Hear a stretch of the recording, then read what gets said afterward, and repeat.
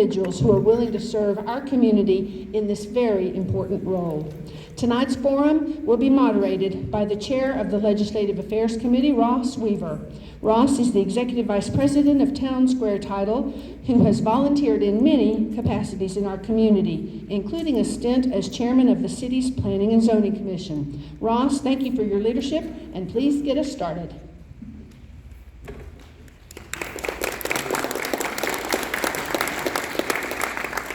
Thank you for your kind and gracious applause. I'm very undeserving of that, but it does make me smile.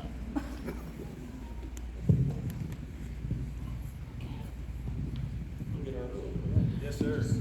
The microphones are live, so they'll pick up, some ancillary noises. So if you can keep them low when it's not your turn, and very high and close to your mouth when it is your turn. We will have a timekeeper for tonight's forum. Laura with the chamber will hold up various different signs in various different colors. When you see the one that says stop, you can finish a thought if you want, but it needs to be 5 or 10 seconds worth of finishing, not 5 or 10 minutes worth of finishing, as this is not a presidential debate. So the purpose of the Legislative Committee was to help educate our community about our local, state, and county level elected officials as they run for these offices. The chamber identified a need because there was a vacuum kind of in our local newspapers and other organizations about being able to get the candidates to introduce themselves and potentially differentiate themselves from one another.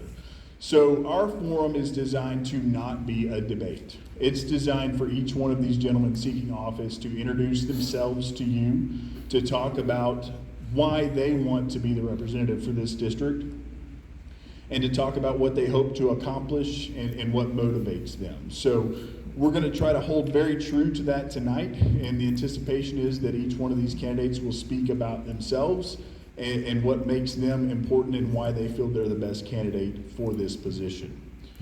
So our format for tonight will be a round robin. Each candidate will have the opportunity to give a 3-minute introduction. Then we will go into prepared questions that were submitted to and selected by our Chamber Legislative Committee. We'll take turns on who gets to go first. So sometimes you'll hear from the same candidate back to back, and sometimes you'll hear from them in alternating fashion. But that gives each one the opportunity, the chance to answer first on a question and the chance to answer last on a question. It is a pleasure to be here tonight. And I do want to take this time to introduce our candidates. To my left, we have Brian Harrison. To my right,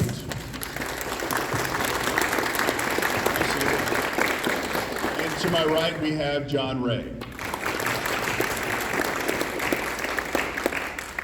I do want to congratulate both these individuals for making it to the runoff in this race. I also want to thank them for being willing to put themselves in the line of fire. Politics in our country right now, as I see several of our elected officials in the room shaking their head, is not the most fun place to be many days. Because everything you do, everything you say, and everything you think potentially has been scrutinized, dissected, and is ready to be questioned. So thank you both for your bravery in stepping forth to put your name in the ring. In our super secret Legislative Committee bunker, we flipped a coin to see who would go first tonight. And Brian Harrison will lead off with the first introduction. And then once the introductions are done, we will go into a round robin format. So the first question will then go to Mr. Wray after they've both had the chance to do an introduction. So Brian, the floor is yours, 3 minutes. Why do you want to be state rep, and introduce yourself? Great. Well, first of all, thank you so much for having me. Thank you, Laura, and all the staff for the great work you do here for our community. It's a pleasure to be with you here tonight. And I want to start off with a heartfelt and sincere thank you. We did have an election about a week and a half or so ago, and in addition to winning all of Ellis County, winning Henderson County, the vast majority of the precincts, in Midlothian, guys, I got to tell you, my friends and neighbors here delivered results that even shocked me. With 8 candidates on the field, including a Democrat, we won outright in Midlothian, I think around 53%. So just thank you so much. So why am I running? It's pretty simple. We're at a crossroads in this country, and I can think of no more disastrous or destructive first 8 months of any presidency than what we've had to witness under Joe Biden. And there is no right or freedom on an individual level that is safe right now. There is no regulation that they are afraid of putting out that will crush individual liberties and freedoms and businesses. I know this is a chamber event. I grew up in a very small business background. I've run small businesses right here. I know what it's like to be on the other side of taxes and regulations. And most of you have heard me talk before, so you all know I grew up here. You know I went to Texas A&M. You know I worked for President Trump. But guys, I got 4 children, 7, 5, 3, and 1. And I am absolutely horrified they are not going to inherit that bright and shining city on a hill that President Ronald Reagan used to talk about.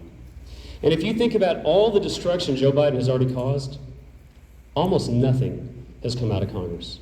The amount of power that in the United States today in 2021 is wielded by one man and one administration is unseemly, and it is, I would submit to you, the battleground for the future of our country. We've got to rein in the unaccountable executive bureaucracies. And for President Trump, when I served for the last few years as his chief of staff at the U.S. Department of Health and Human Services, which is the biggest executive branch bureaucracy on planet Earth, every day that I was there, every year, every month, every week, every day, and every hour, up until the last hour, I made it my mission to remember we weren't accountable just to a secretary and to a president, but ultimately we were accountable to you. And it's how I led every one of my senior staff meetings to make sure folks never lost sight of why we were there. And I want to do everything in my power to maximize freedom and liberty for you and give my children, your children, and our grandchildren a free and prosperous Texas and country to grow up into. And we've got to send somebody who understands how to push back on the tyranny coming out of Washington. I'm Brian Harrison. Thanks for having me. Thank you, Mr. Harrison. Mr. Wray, you'll now have 3 minutes for an opening statement. The floor is yours, sir. Thank you, Ross, and thank you, everyone, for coming here tonight. I really appreciate the invitation, and I appreciate the chance to speak to you.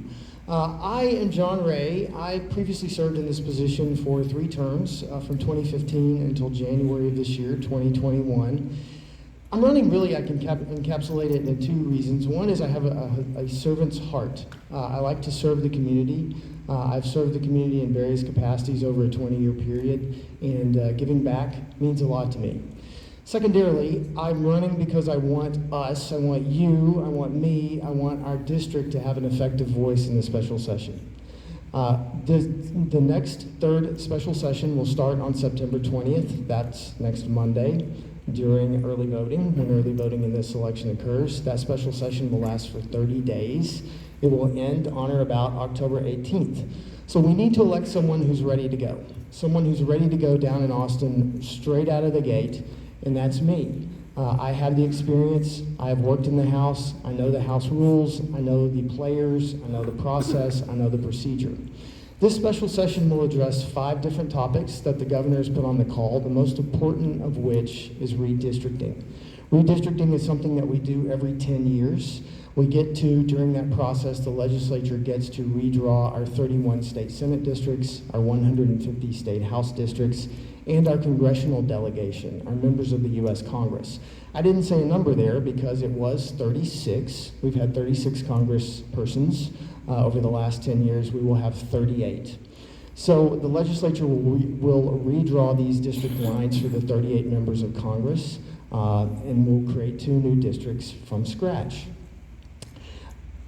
I've been a freshman in the Texas House, and I know how that goes. You don't really get a lot done. You don't even really know where the coffee pot or the bathroom is for quite a while. So it takes a while to figure out how to manage the process and to be an effective legislator. I don't need that, I've already got it. So when this election is concluded on September 28th, it may take a day or 2 for the new representative to be sworn in. Normally the vote has to be canvassed. Perhaps we can speed that up and someone can be sworn in as early as the 29th, but it may take a week.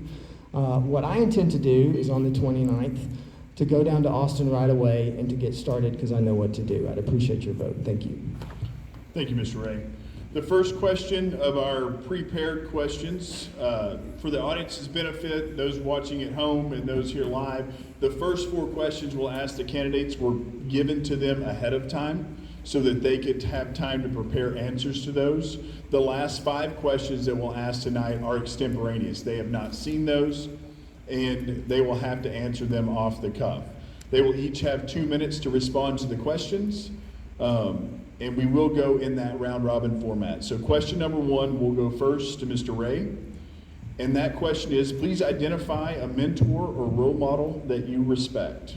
Describe how that person's qualities or characteristics would benefit a state representative. 2 minutes, the floor is yours. 2 minutes is not a lot of time, so I'm gonna have to talk fast.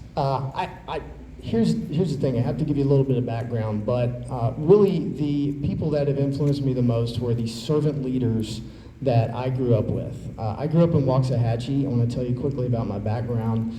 My parents were very young when I was growing up. I lived in a mobile home for the first 8 years of my life. I'm a first generation college student. My grandparents all lived in Ellis County. My two grandfathers didn't graduate from high school. They were hardworking, good people, but they were blue collar. And I was not exposed to learned concepts or high ideals. I didn't really get to travel. My life revolved around going to school, going to church, and being with family. So what I experienced though, and I want to get to the point because I'm going to run out of time, but what I experienced were leaders in school and church. And I went to First Baptist Church in Waxahachie, and there were a lot of community leaders in my church, people that were doctors, lawyers, business owners. They volunteered at the school and at the library. They taught Sunday school in church. A lot of them taught Sunday school to me. Those people inspired in me, one, a desire to get a higher education, to lift myself up and have stability and financial stability and security. And they also inspired in me a desire to be a philanthropist because they all gave back. They supported every cause and they were ready to write a check at any time. It didn't have to be a big one, but they were willing to write one. And they inspired in me a desire for community service. So those are the people that influenced me, and I hope I've done right by their stewardship. Thank you, Mr. Wray. Mr. Harrison, same question to you. Please identify a role model or mentor that you respect, and then describe how that person's qualities or characteristics would benefit a state representative. Sure, it's a really good question. A couple answers probably to that. Some political, maybe a little bit personal as well. There's probably no one individual that's had a greater influence on me than my father, who is not here today, but I think a lot of you in the room probably know my dad, Ed. When you grow up like he did, and when you say to grow up poor, that would be an understatement. I mean, I grew up listening to my dad talk about what it was like to sleep on park benches, and to have to, when it was cold at night, go and find a house where your junior high teacher lived, because it was cold out. And to go from that, he did not graduate high school, although he did attend some high schools here in the district down in Maypearl. He got a GED eventually. And then went on to have multiple degrees, graduate degrees from Dallas Theological Seminary, started his own business building homes, small residential homes down here, and I've been honored to work with him in and out. But the lessons that man taught me about doing things and doing things for a purpose that is far bigger than yourself have stuck with me my whole life. And to always remember that you're doing things for those greater goods, those greater purpose, faith, family, friends, the future. And then on the political side, there are multiple that I would say or could say. I was a very young man in the 1980s, but probably very few politicians had a more profound impact on me than President Ronald Reagan. And this might make me sound like a little bit of a dork, but once I, as an older person, started discovering some of his speeches and even radio addresses from before he was president, I used to literally listen to them on an iPad when I'd walk around campus at Texas A&M University. And so his governing philosophy really had a profound impact on me. And then probably the last person I would say, just to bring us up today, is somebody that I'm really proud and so humbled and honored is partnering with me to win this election, which is Senator Ted Cruz. We need more people just like Senator Cruz who are willing to go to Washington, fight the swamp, and go into battle in the House chamber every day without respect to the consequences and do the right thing for the people he's serving. Thank you. Thank you, Mr. Harrison. Laura, point of order, your cards are out of order. You have 15 seconds, then 30 seconds. So I think that may... Oh. Perfect. No, I wouldn't say it out loud, but I have a microphone, so I've got to use it. So. All right, our second question will go first to Mr. Harrison in our round robin format. This again is one of the advanced questions the candidates were provided beforehand, so they will have the opportunity, they had the opportunity to review them and kind of think on them before we answer, or before we ask them to them tonight. There was somebody earlier who said they were having trouble hearing before we started. Are we good now? Anybody can't hear? A little louder? You just don't want to look at me. I understand. There we go. Is that better? Yes. Perfect. All right, so question number 2, Mr. Harrison, first to you. In order to reduce the property tax burden on individual residents, what reforms or alternative funding mechanisms would you propose? It's a good question, and it's one that I actually have a fair amount of passion around.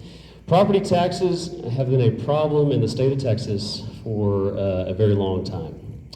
And I think that it's time that we as Republicans start putting big, bold, and vivid alternatives to the status quo on the table.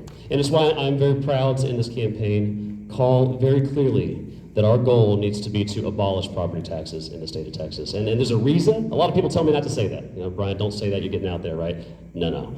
We got to be more bold. I promise you, the left is bold when they want to do things. We need to be bold. I want to get rid of property taxes in the state of Texas, because if I just stood up here and said I want to reform property taxes, guys, politicians have been talking about reforming property taxes for decades. And all that does is allow them to continue to game the system. But whenever possible, I try to go back to governing philosophy. And so the principle at play in a question like that is the following. Do we or do we not believe in private property rights here in Texas? I would submit to you, yes, we do. Even if our government down in Austin doesn't. We do. And if you're a responsible homeowner and you pay off your home loan in 15, 20, 30, 40 years, whatever it takes you, you pay off that loan. You can call yourself a homeowner all you want. But I assure you, if you still have to cut that $3,000, $5,000, $10,000 check to Austin every year, you are nothing more than a renter, and the state is your landlord. And I have personally known too many people that literally were forced out of their homes because they could not afford the property tax to Austin. I don't think that's moral, and I think we need to put the marker on the wall. Hey, this is the direction we're going, and we need to find a system to replace it with. There are a lot of incredibly smart tax, school finance, regulatory experts who are working on proposals, I think almost any of which would be preferable to the one we have now. I want something that's equitable, and quite frankly, I think once we land on something, it's going to be overwhelmingly popular here in the state of Texas. Thank you, Mr. Harrison. Mr. Wray, same question to you. In order to reduce the property tax burden on individual residences, what reforms or alternative funding mechanisms would you propose? I served 2 terms on the Ways and Means Committee in the House, which is the tax committee in the House. And as such, I've heard just about every proposal presented to that committee. And I've heard taxpayer groups, taxpayer advocacy groups come in and debate them. You know, you have certain proposals that homeowners like, sometimes low value homeowners like a certain proposal, but they say it will benefit, you know, the folks that live in Highland Park hate it, or vice versa. We also tax business personal property through the property tax. Sometimes the property tax reforms are not liked by businesses or those that propose business personal property tax reductions. There's a lot of issues there. There's a lot to unpack, and I've got a lot of experience doing it. I've listened to a lot of these proposals, and I've listened to the pros and cons on how to address it.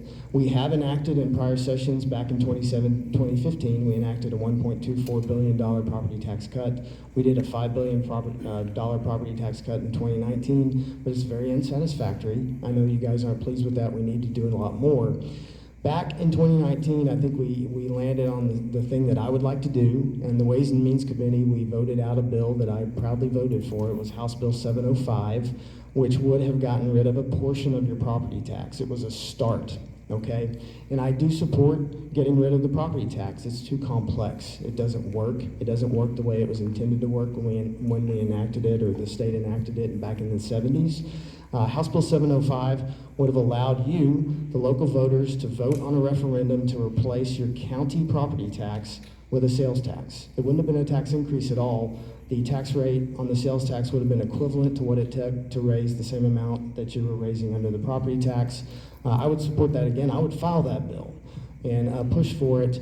And then once we get rid of that county tax, we'll work on the city and the school as well. Thank you, Mr. Wray. Our next question number 3, will come back to you, Mr. Wray, in our round-robin format. Over the previous 18 months, we have seen unprecedented executive authority at the state level, in conflict many times with the local authority of our counties, cities, and ISDs.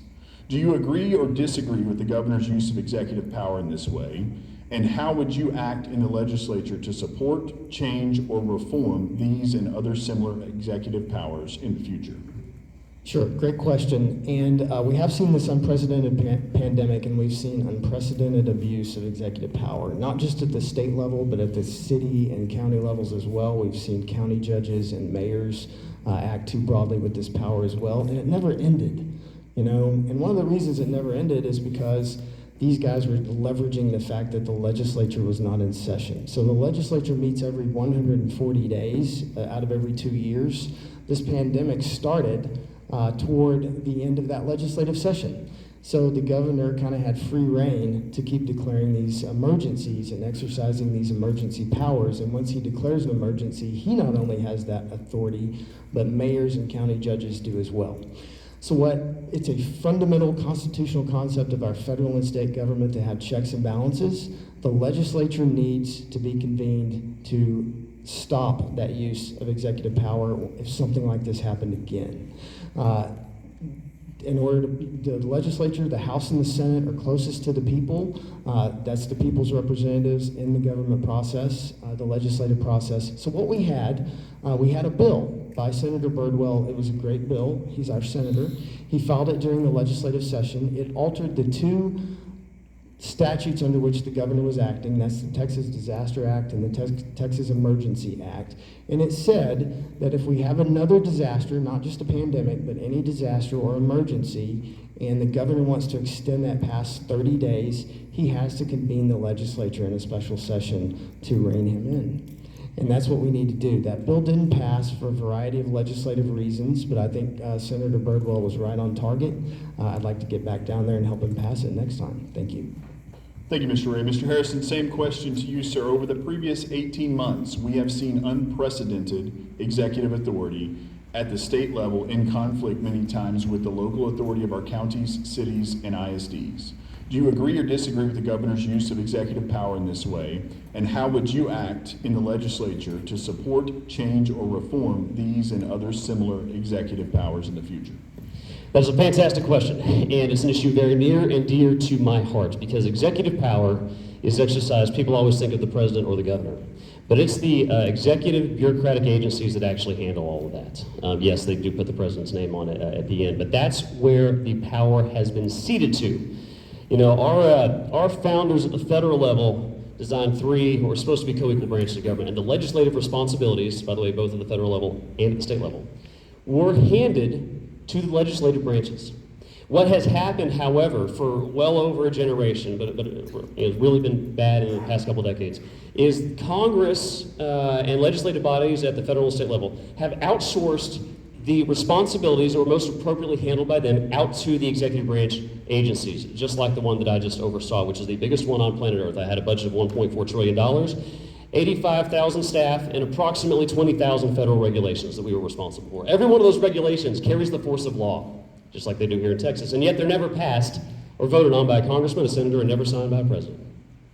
So I have tremendous experience at reining in the executive and unaccountable bureaucracy and pushing executive power actually back to the legislative body. I might be the first agency chief of staff in the history of the United States to voluntarily reduce my own power and hand it back over to Congress. And that's what I did when I passed the sunset rule out of HHS, where I put sunsets provisions into almost 20,000 federal regulations. What that was doing in effect was taking power from the executive and giving it back to the legislative. 2 more points on this question. One, I do prefer local control whenever possible. Like I say, I go back to governing principles. I want, especially the more controversial an issue is, the more locally I want it decided. I want to empower mayors, city councils, and school boards to make decisions.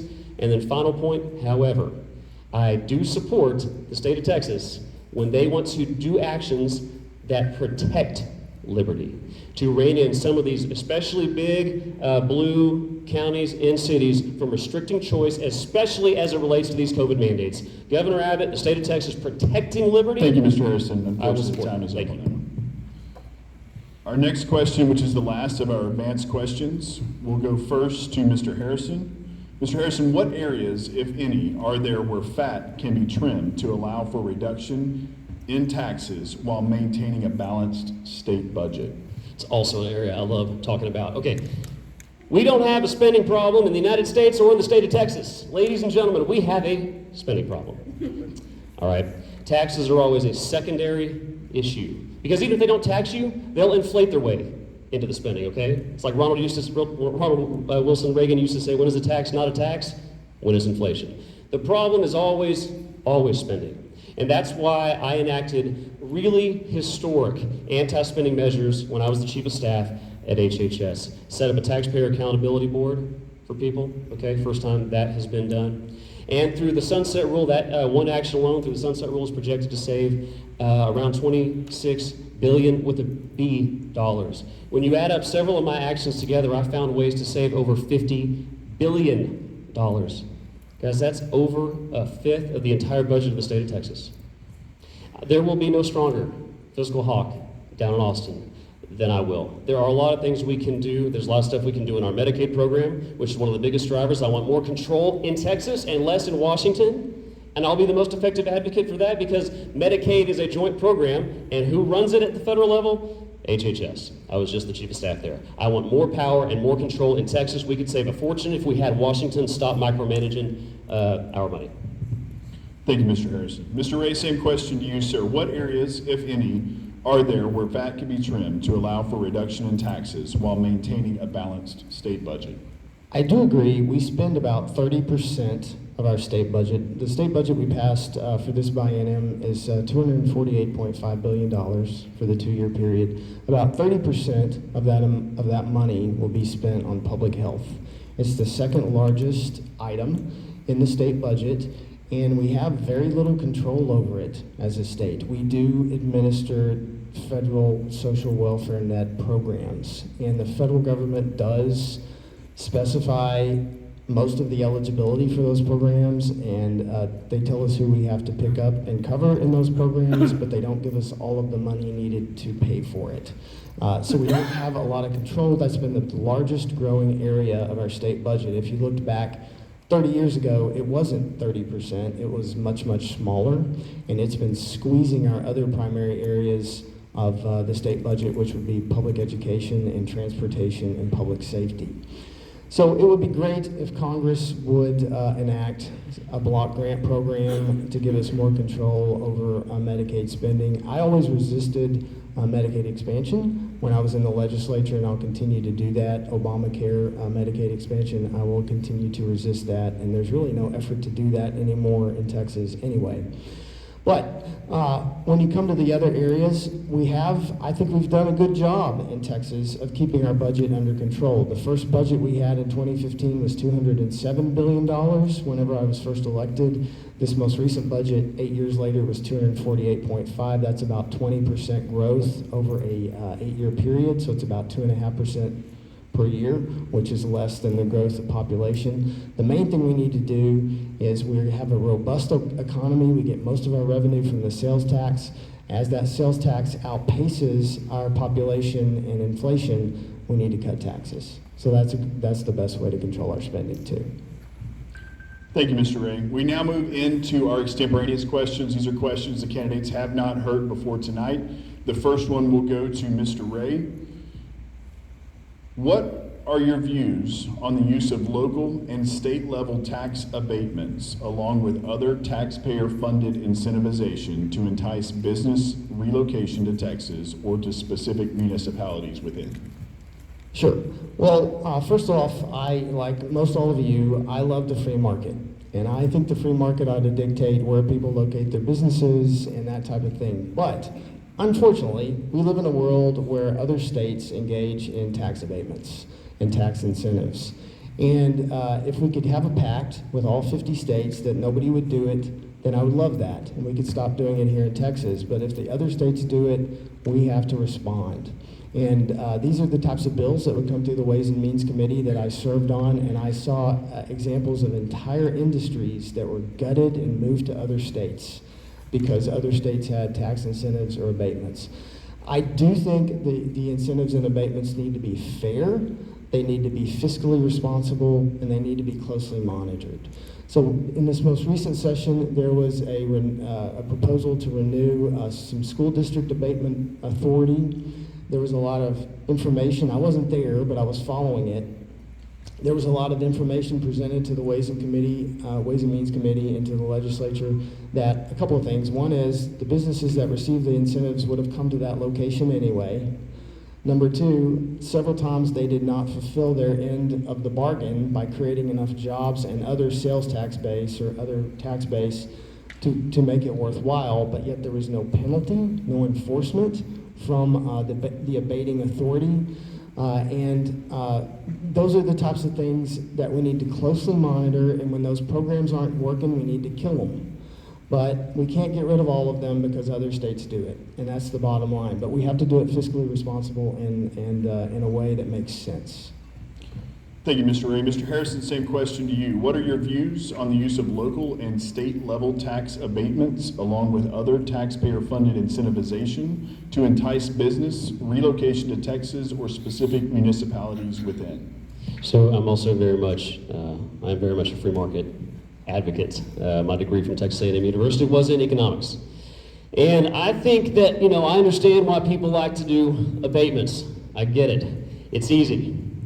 But I think oftentimes they're trying to fix a symptom instead of the disease. If we're trying to say these burdens to come in here or burdens to being productive have to be lowered, then maybe we need to look at the overall regulatory tax infrastructure in whatever jurisdiction is talking about this, be it city or state. I think they might change things on the margins, but I don't think people are primarily coming to Texas because of our tax abatements.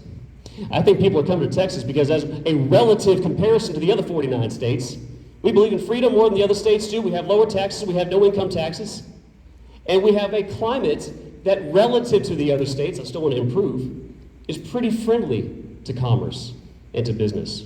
So instead of dealing with abatements, what I wish cities and states would do is focus more on lowering the regulatory burdens for everybody, lowering the tax burdens for everybody. Because there is absolutely some very real injustice for somebody who shows up down the street from you and doesn't pay taxes, but you're a mom and pop shop. And when I ran a small business here, we were a joint sole proprietorship, my wife and I. I know what it's like to be in small business. And there are some very profound inequities to somebody who just moves here, getting to pay profoundly lower taxes than someone who's been here supporting their local community for a lot of years. Thank you, Mr. Harrison. Our next question goes back to you, Mr. Harrison. Explain your position on our Texas public education system. What changes or reforms would you propose to enhance the quality and efficacy of education for our students? Great, so education is a topic near and dear to my heart. I strongly support our public school system here in the state of Texas. I support our public school teachers.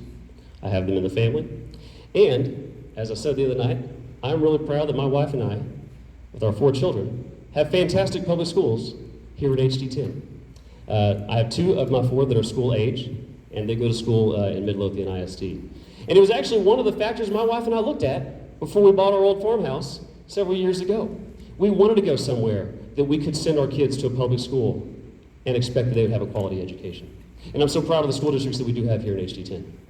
My position on public school and education reform, like I say, I always go back to principles, okay? I want to always, at every opportunity, empower the parents. And I will always choose to empower parents over liberal associations like the NEA and TSTA. Okay? There's not enough money in the world, all right, that it would take for me to accept an endorsement from the NEA. I'll tell you that. I want parents to have control over where, when, and how their children are educated. It was one of the biggest issues. It's what Senator Ted Cruz and I spent the most time talking about when he was evaluating the candidates and choosing to endorse me, is that he knew I would fight to empower parents. And I'll be really clear on my position as well, too. My position is the same position as articulated in the legislative priorities of the Republican Party of Texas, and that is school choice for all. And I wish that with the Republican majorities we have down in Austin, we could do a little bit of a better job. And I look forward to fighting for that, to empower parents to have more control over how they educate their children. And even though we have, and we got to be honest, guys, we have great schools here in HD10. But I'm going to be honest, and I think y'all all know it's true. There are some school districts in the state of Texas that are not as good. There are families that don't have the opportunities that we do right here. And I do think there's a morality question saying to kids that are stuck, in failing schools, that they must stay there. I agree with the Republican Party of Texas, and I support school choice. Thank you, Mr. Harrison. Mr. Wray, same question to you, sir. Explain your position on our Texas public education system, and what changes or reforms would you propose to enhance the quality and efficacy of our education for our students? Well, I'm very supportive of our public schools. My kids attended public school, and so did I and my wife. And but I need to be clear. We could actually spend a 1-hour debate on this particular topic. I do not support a voucher system. I do not support a voucher system. When Mr. Harrison uses the phrase school choice, he is talking about a voucher system. That's a confusing term, and to be fair to Mr. Harrison, it's not his term. It is a term that voucher proponents have adopted to refer to adopting a voucher system. I do support a parent's right to choose homeschooling or to choose the traditional ISD, and to, by the way, homeschool without government interference, to choose a private school or to choose a public charter. Those are our 4 delivery methods for public education in Texas. I support a parent's right to do that, and that's pretty much inviolate. But when we're talking about school choice, we're talking about a voucher system. That's where the government would give everybody with a school-age child a check, and they could choose any school they want to and cash that check in for public education. I do not support that for a variety of conservative Republican reasons. The first reason I don't support it, it's an entitlement program. So everybody with a school-age child that lives in Texas would be entitled to a check. The most recent proposal in the legislature was for $7,500. That was back in 2017, last time it came up.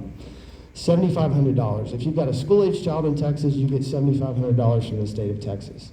Imagine what that will do to illegal immigration. All right, how do we control that? And it would take money away from our local public schools and destroy them. So I want to represent our local public schools in Austin, and yeah, maybe there's a kid in Dallas or Houston that could benefit from this, but I want to represent you, and I want to represent Midlothian ISD and Waxahachie ISD. I'm wholly and fully against a voucher system. Thank you, Mr. Wray. Mr. Wray, the next question goes back to you first.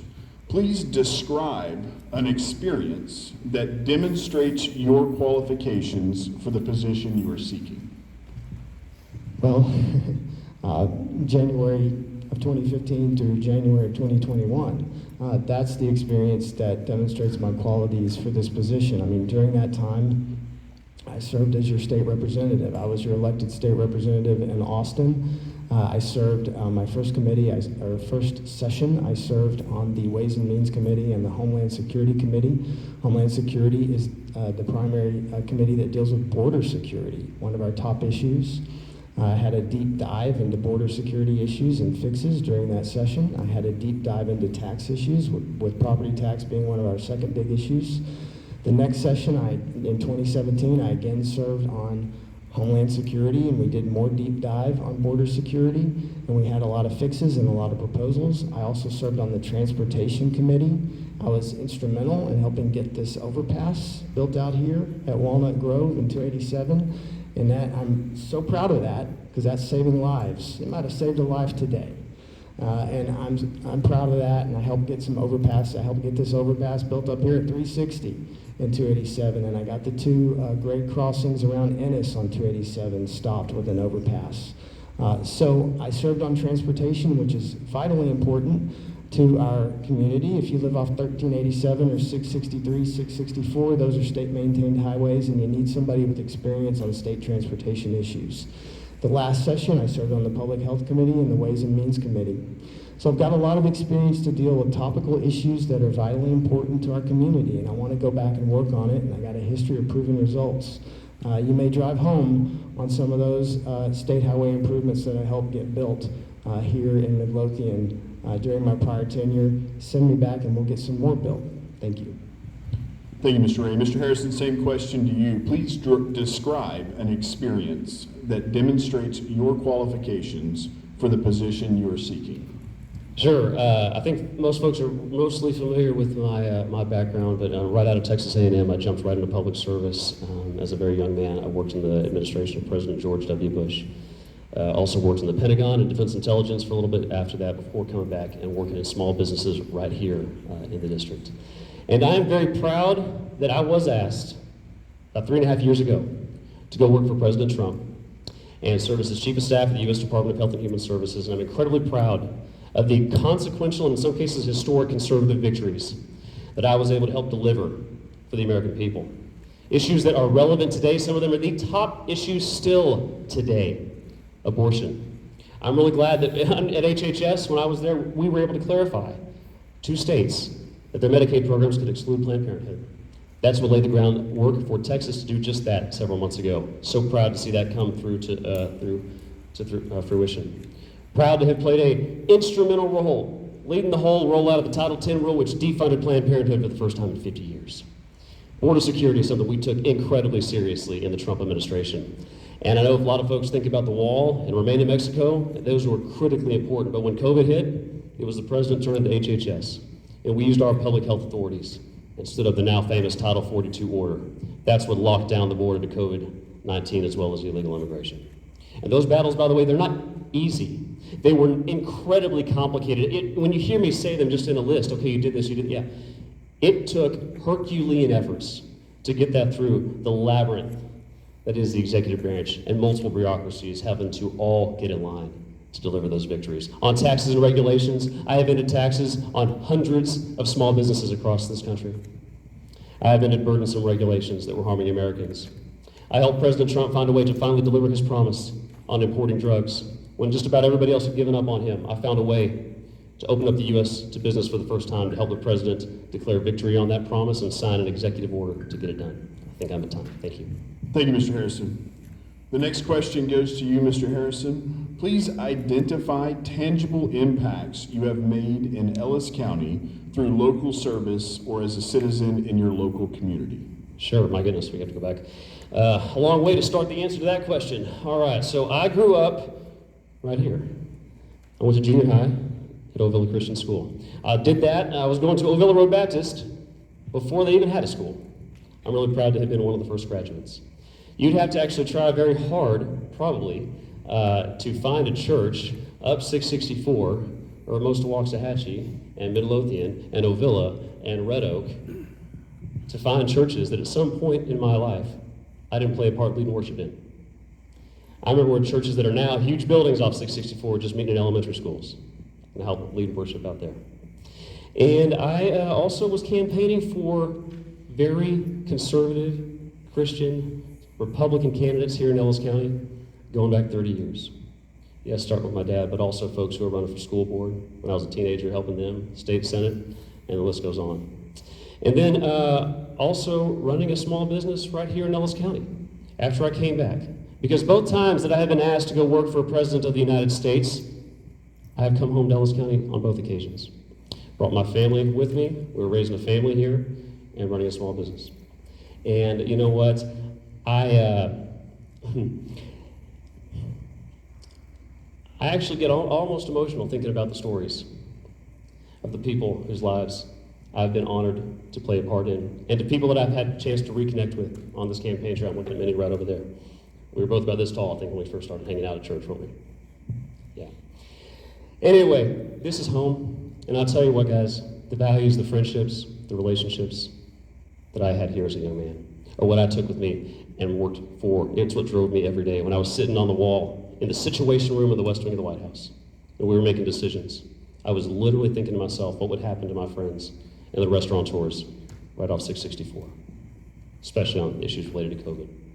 So this area is my home, and it'd be the honor of my life to represent y'all up in, down in Austin. Thank you, Mr. Harrison. Mr. Wray, same question to you. Please identify tangible impacts you have made in Ellis County through local service or as a citizen in your local community. Sure, and great question, and I don't want to be boring about this, so I'll try to hit some of the highlights. First off, I alluded to it earlier, and I mean this, I really enjoy public service. I enjoy expressing it in various ways through civic organizations, religious organizations, charitable organizations, and elected office. And that's been a powerful thing in my life, and I like to tell people, and I mean it, I feel like I have a servant's heart. You know, I was once, philosophically contemplating, if we're eternal beings, why does God put us here for this short period of time? What's the purpose of it? And I truly think it's to help others and to make the world a better place. And so I try to adhere to that. I moved back. I grew up in Waxahachie. I went off to college. When I graduated from law school in 1996, I got a job in Houston. And I worked in Houston for 6 years, and I had a chance to escape. And I moved back here as quick as I could in 2002. And ever since then, Michelle and I were married. We were married in 1996 as well. We have both been actively engaged in our communities and have served in a variety of ways. I've served on many charities. I chaired the United Way campaign many years ago. I was the district director for the Boy Scouts Association in North Texas. Those are some of the highlights that I'm really proud of. I did serve as mayor of Waxahachie in that way, and here's a good tangible one because you'll see it, and you can see it, and remember that I said this, we helped get the Baylor Scott and White Hospital built. We had to, as a city, build the infrastructure, the sewer, the water, that type of thing to get Baylor to build that hospital, and I played a leading role in that. And then Michelle and I supported their capital campaign as well through a donation. So there you go. Thank you, Mr. Wray. This will be our last question before we go into closing comments. Again, these questions, the last 5 questions that we're asking tonight, are all extemporaneous. The candidates did not get the opportunity to see these beforehand, so it should help you to understand those answers because they're coming from the heart and off the cuff and have had no chance to ponder and think about them. So our final question goes first to you, Mr. Wray. What motivated you to seek the office of State Representative for House District 10? And what do you hope to accomplish in your first term or in subsequent terms if reelected? Sure. What motivated me again was a desire to serve. What's motivated me to go back was these unique circumstances that we find ourselves in, where we have a special election and we have a pending redistricting session that is of the utmost importance. And I feel like my seniority that I would immediately regain, my experience, would help us have effective representation during that redistricting process. And so that has motivated me to go back. Being state rep is my lane of service. I do not want to be a congressman. I never intend to run for Congress. I never intend to run for a higher office. Serving in the legislature is my lane of service. And I'm good at it. I really, some of you I know would disagree with that, but I'm good at it. And I balanced the needs of our community and constituent casework along with handling all of the issues that come along that are red meat Republican issues. You know, I passed a bill for the Midlothian Police Department to give it additional authority to enforce license and weight issues because we have these large plants out here and they're tearing up Midlothian streets. So the police chief came to me and asked me to pass a bill to grant some additional authority to the Midlothian Police Department, and I did that back in 2017. So I take an approach to balance local issues like building improvements out on the highway, helping the police department, renaming a portion of Highway 287 as the Chris Kyle Memorial Highway. I take those local issues to Austin, as well as the red meat issues of securing the border, banning CRT, cutting property taxes. So I want to work on those big issues, but I also want to have the relationships in Austin that allow me to get things done for you. So when the police chief comes and says, hey, I need some help with a bill, or when the school superintendent says, I need some help with a bill, I don't want to be the state rep that everybody hates, and you can't pass a bill, and they don't want to work with you to get anything done. So I want to be a good representative. I want to be a public servant. Thank you. Thank you, Mr. Wray. Mr. Harrison, same question to you. What motivated you to seek the office of State Representative for House District 10? And what do you hope to accomplish in your first term and in subsequent terms if reelected? What motivated me is the same thing that's motivated me in every time that I've had the opportunity to serve. And that is, and it might sound cliche, guys, but it's true. I want to protect freedom. I want to protect liberty. I want to protect the Constitution. I want to protect the principles of our founding that made our country and our state great. Because you know what? Every single one of those things is under assault right now. Perhaps in ways that are completely unprecedented since our union was first formed. And I also wanted to run because conservatives across Ellis County, Henderson County, and the state of Texas asked me to run. It was a hard decision for somebody with a wife and 4 young kids to do this. But people begged me to run so that I could give the voters here in these 2 counties a representative who would actually be counted on to faithfully go to Austin and represent your values. The job title is representative. And so it is very important that folks here, that voters here in HD10 have a chance to send somebody to Austin who can be their voice. There's absolutely nothing special about me, guys.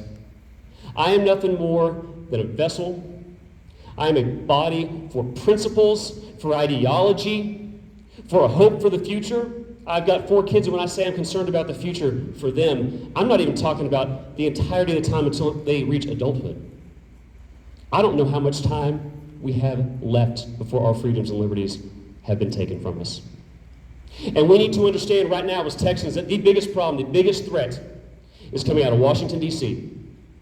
And we've got to have somebody who understands the problem, is willing to acknowledge it's a problem, and has proven a willingness to fight against the swamp. And even my most ferocious enemies in the swamp would tell you, not one of them, not one of my enemies in the swamp would tell you I was ineffective. Thank you, Mr. Harrison. Good time to end. That ends our prepared questions for tonight. We're going to allow each candidate 3 minutes for closing statements and their best pitch as to why they are most deserving of your vote for House District 10's state representative. Mr. Harrison got to lead us off tonight with the first word, so in our round-robin format, Mr. Wray will receive the final word. So, Mr. Harrison, closing remarks, 3 minutes. The floor is yours, sir. All right. Thank you very much. And if you don't mind me, I'll stand for this one. Absolutely. Long time sitting. Okay. We're at a crossroads. It's not right and left. As Ronald Reagan used to say, it's up or it's down. And with this election, we can do a couple things. We can send a strong message to Austin and to the establishment that the status quo is not acceptable anymore.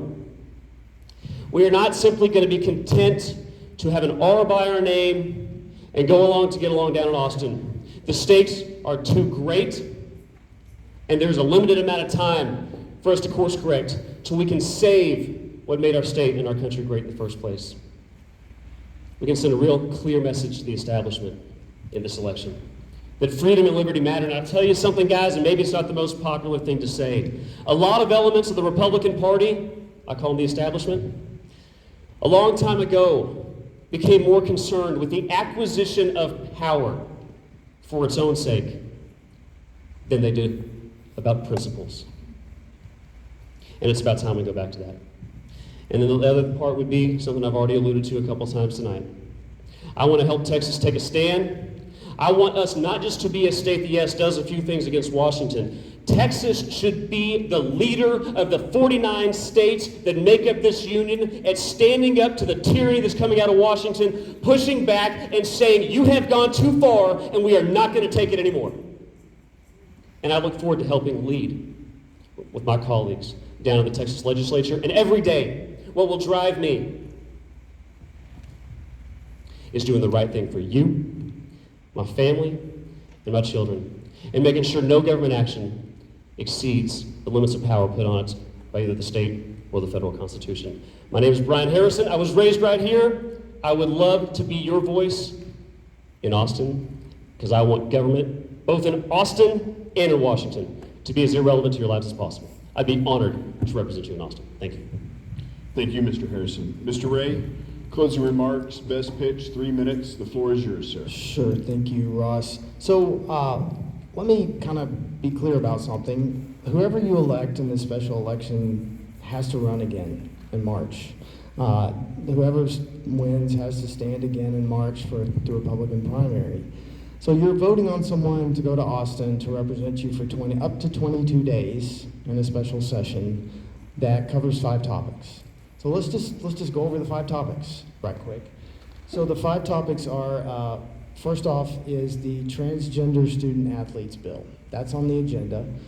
I intend to vote for that bill. I'll support that bill. That's a Republican priority bill. It basically says that student athletes have to participate in the sport that corresponds to their birth gender. So I support that bill and I'll vote for it. I'll do what I can to help make sure it passes. I think it will pass. The next bill, which is very, very important, is a ban on government, state and local government mandating vaccines. I'll vote for that bill. I'll help get it passed to make sure that government here in this state, whether it's the local governments or the state government, do not mandate that you have to take a vaccine. I think that's between you and your physician, and it's your personal decision, and we're not going to invade your liberty, and we're going to protect that. The next topic is how to spend or appropriate $16 billion of federal COVID relief funds. So I want to make sure that's spent in a fiscally responsible way. I want to make sure that public schools get quite a bit of it because they're dealing with issues of educating students online. They're still dealing with all the disruption of COVID. I think that's largely what the money's intended to do anyway, so I want to make sure that that's fiscally responsibly used on behalf of our public school system. The fourth bill, before we get to redistricting, is a topic that just keeps on coming up. It won't die. It's like something garlicky that you ate at lunch, and that is the dog tethering bill. I'll vote against that bill. That's a bill that wants to criminalize and interfere with how you keep your dogs at your home.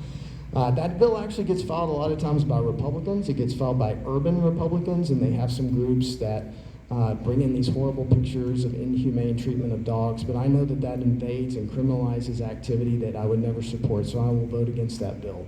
It's come up every session that I've served in, and it usually dies or gets killed. But I'm not sure why the governor put that on the agenda. But the most important topic on this special session is redistricting. So we talk a lot about federal government overreach, and I agree. And I want to keep Washington in Washington and keep the swamp in Washington. And the best way you can do that is to have an effective voice in redistricting so that we can make sure we draw good districts for our congressional delegation to Congress and that we fire Nancy Pelosi. So your vote in this election can actually impact that greatly, but you need someone that's experienced and can have a voice on day one. So I'd appreciate your vote. Thank you. Thank you, Mr. Wray. Thank you to both of our candidates. As we said at the outset, this is a highly coveted, highly paid position. Wait, no, I don't actually really get paid that much. So, this is a very servant heart oriented. It's very similar to most of our local city councils, our other elected and volunteer position at the local level. These guys they're up here because they want to serve this state and this community. And I think both of these gentlemen are to be commended for that and putting themselves out here in these races and being willing to put themselves under the scrutiny of the voters and to come out here and talk to you guys and hear your issues and take those down to Austin for us. So thanks to all of you for joining us tonight. The video of all candidate forums are posted on the Chamber's website, whether it's this one or ones we've done in the past. It'll be up tomorrow morning, Laura promises. So if it's not there when you wake up, you call Laura. Otherwise, if it's not there when you wake up, it should be there by the time you finish that first cup of coffee. One final thanks again to our candidates for their willingness and their time. I know their time is precious right now. This is a very short cycle. It was a short special election and an even shorter runoff session. We just found out, I think yesterday officially, that early voting will start on September 20th and run through the 24th. And we will have an election day of Tuesday, September 28th. So for anybody that doesn't have a calendar in front of them, that's next week and the Tuesday after. So we're very excited that we were able to have this opportunity. Please join me in thanking these candidates for their willingness to serve our communities.